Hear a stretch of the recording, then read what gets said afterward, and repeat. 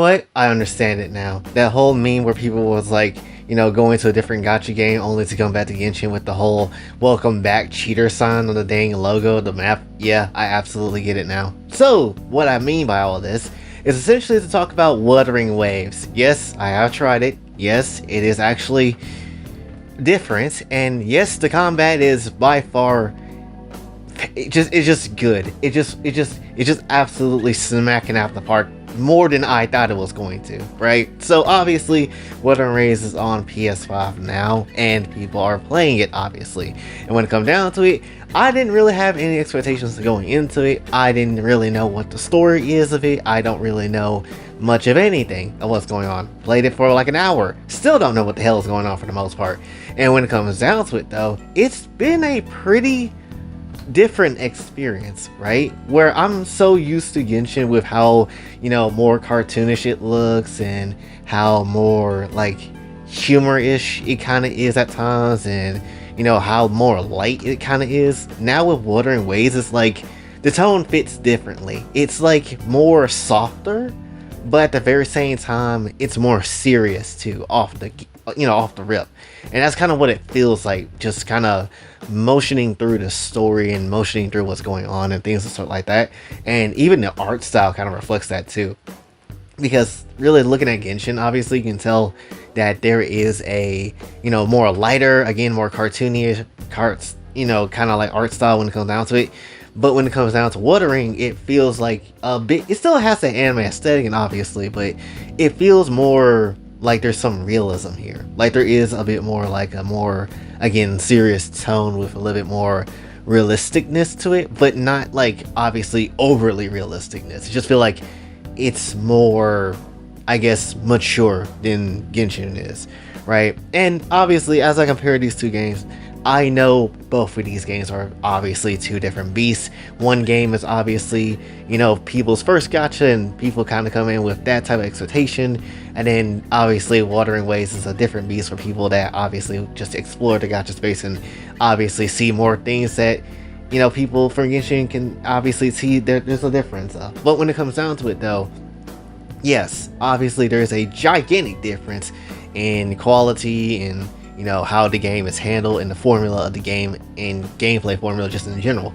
But at the very same time, still, it's not a bad experience. At least when it comes to Wuthering, as far as like the traversal, the characters and things of the sort that go, honestly, I wouldn't say it's the best in the world, but it's somewhat of a step up in a way, right? I feel like it could be handled just a slight bit better in Wuthering. Like, I don't necessarily like the way the grappling hook kind of goes a little bit, especially when you got nothing to grapple onto. Like, I get the point of it, but the grappling hook system is kind of not my cup of tea personally, and I kind of wish there was something a little bit better in place, but it is what it is. But then you also have something like the wall running that is absolutely cool, that I wish Genshin kind of did have, but that's reserved for certain characters like Shalonen and now Mavuika just riding her damn motorcycle up the wall just because, and all that sort of stuff, which kind of obviously is like a thing that kind of sucks. But when it comes down to it though,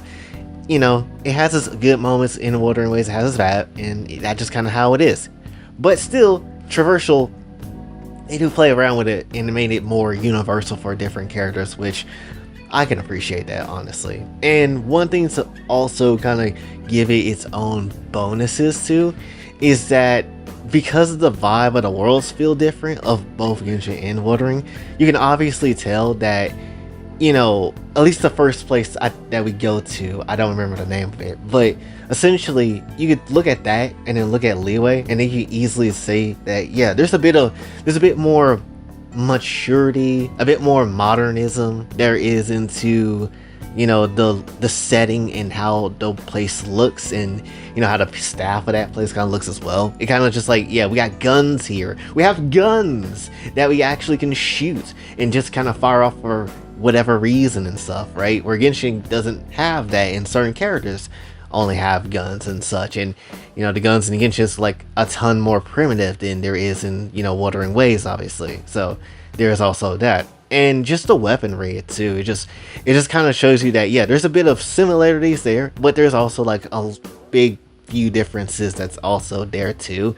And I'm not well versed in those differences, but you can definitely tell that there is something there.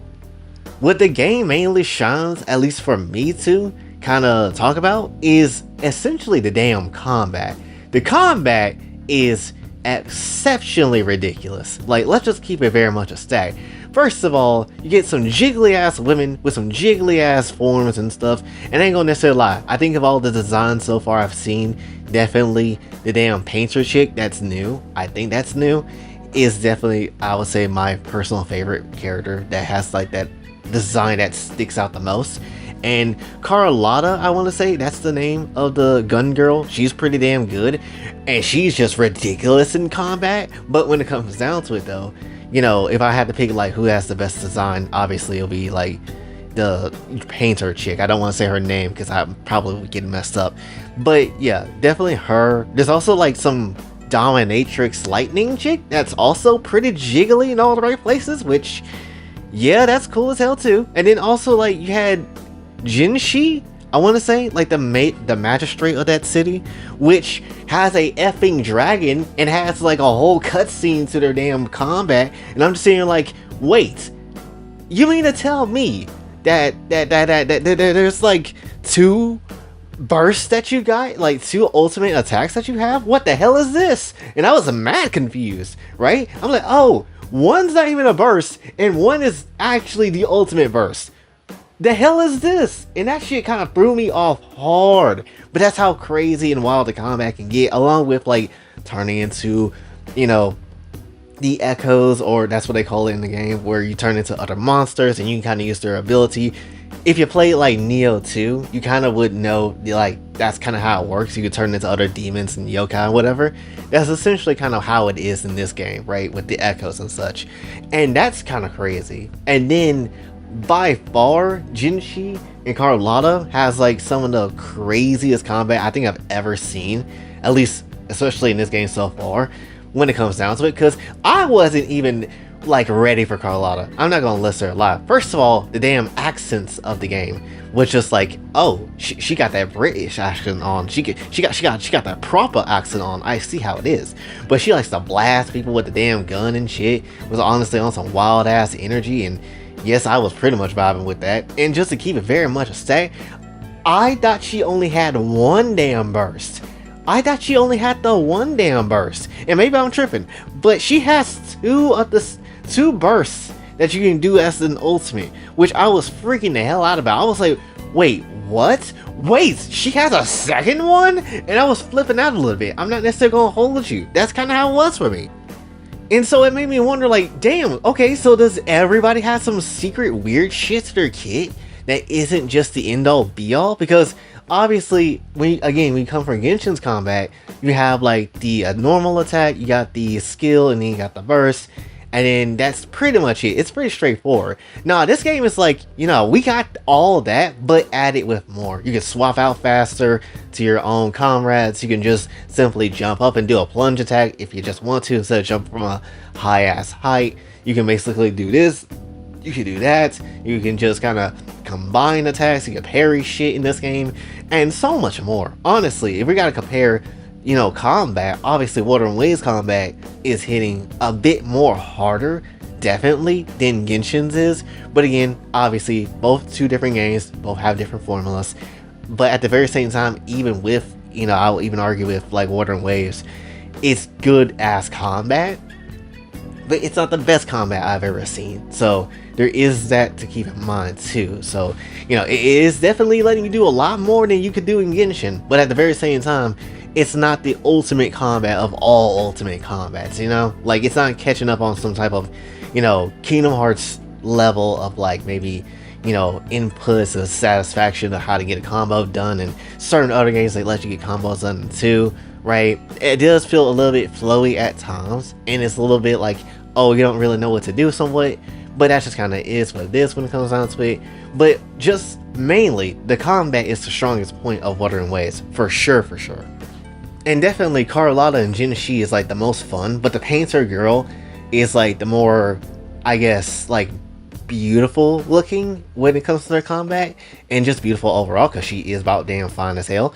And then also, I will say Carlotta does feel like a DMC character a little bit. Like, I might be tripping. I never played DMC, but it could be like a DMC kind of character. Like, at least that's what it feels with the guns and the red and blue stuff all over the dang place, and you know, her having that sassy ass attitude, which, yeah, that pretty much fits. And that's just kind of how it is, though. In terms of the story, I'm not necessarily hooked completely yet. It is a lot to take in all at once, and definitely there is some sauce there, but I'm not necessarily completely hooked just yet. I do like the character designs of certain characters, and they definitely do stand out, especially even like, you know, Jinshi's whole like assistant or bodyguard when it comes down to it, when you first meet them. They seem pretty damn cool and interesting, but at the very same time, again, you know, not necessarily hooked into the story. The combat got me more hooked than the story does at the moment, but we'll see how it goes. I might see how it goes. Who knows? I might play this a little bit more just to see how things go, but you know, it is what it is. Now, for some things I didn't like about the game so far is that some of the movement in the game feels a bit slow. Like trying to go to one place to another, obviously, like running around, definitely does feel slow, and maybe there will be characters that have like traversal stuff and that will help out with that. I don't know, but at the very same time, for at least for me right now, it does feel a little bit slow. The dialogue definitely feels slow. It doesn't necessarily feel like people are talking with the speed of, I wouldn't say urgency, but definitely it is not necessarily like the very normal pace speed that you have in a dialogue situation, which kind of, you know, make things feel a bit slow. The voice acting, now I've seen when Wuthering first came out, people were talking about the voice acting, and yeah, the voice acting is not necessarily the best thing ever, at least on the English side, because definitely you could tell that, yeah, there is some, you know, slowness there. There is definitely, you know, not like the most, I guess, like uptake height kind of, you know, talking in a way. Like, it doesn't keep you interested when it comes down to it, and that's like a bad thing. But it's not, again, the worst thing. I do like the amount of accents and normalcy you can get in these voices, but some of them are too quiet. Some of them are just definitely not getting your interest, and that's just kind of how it is. But it's not the worst thing in the world. I mean, it's better than Tower Fantasy with the AI voices at times, but still, you know, it's not necessarily the worst thing in the world, but it's definitely not the best thing in the world either. I will definitely say that's probably one of the weaker elements, and from what I'm seeing, there is some other future characters that seem to kind of have that same thing too, so, you know, it's not necessarily the greatest thing in the world. And obviously, when it comes to Rover, the main girl, or, you know, the main person that you can pick between the boy and the girl, not gonna necessarily lie, Rover looks alright. Like, I ain't necessarily jumping over the moon. I do like her design. I ain't jumping over the moon, you know, like crazy, but she does look pretty damn good. I can see why, you know, there was some people enjoying the hell out of her design a lot. Honestly, I can definitely understand why. There is a lot of jiggles in this damn game, which I can appreciate. But that being said, she ain't being my Lamine though. She ain't being my Lamine as well though. That's just kind of how it is. I don't even think she beats Belle in my personal opinion just yet, because I feel like with Rover, she kind of has the same type of like stiffness as Stella does in Star Rail, and that's kind of the vibe I've been getting. This game kind of feels like Star Rail in terms of character dialogue and stuff like that, so that's kind of how it is. But it's not necessarily, again, bad, but it's not necessarily the most hype thing in the world either. But overall, that's kind of my thoughts. It's not necessarily a bad experience. It's definitely something worth checking out if you want to check it out, but it's not necessarily the worst, craziest experience yet, at least for me yet, but it definitely has something there that could maybe keep me interested in playing for a little while, at least until like some other gacha games come out, like, you know, Everness and, you know, obviously Ananta. But who knows, we'll have to see. This game, it ain't really anything bad. It's been pretty dang good, so, you know, if you're gonna try it out, I do recommend that you do. But that's essentially all I got to say for this one, so hopefully you did enjoy. If you did, be sure to like, share, subscribe, hit a bell notification on your way out. Also follow me on socials, and if you'd like to donate to the channel, Kofi and Cash App is available as well. And until then, it's me, your boy Jay, sign off. Have a blessed day.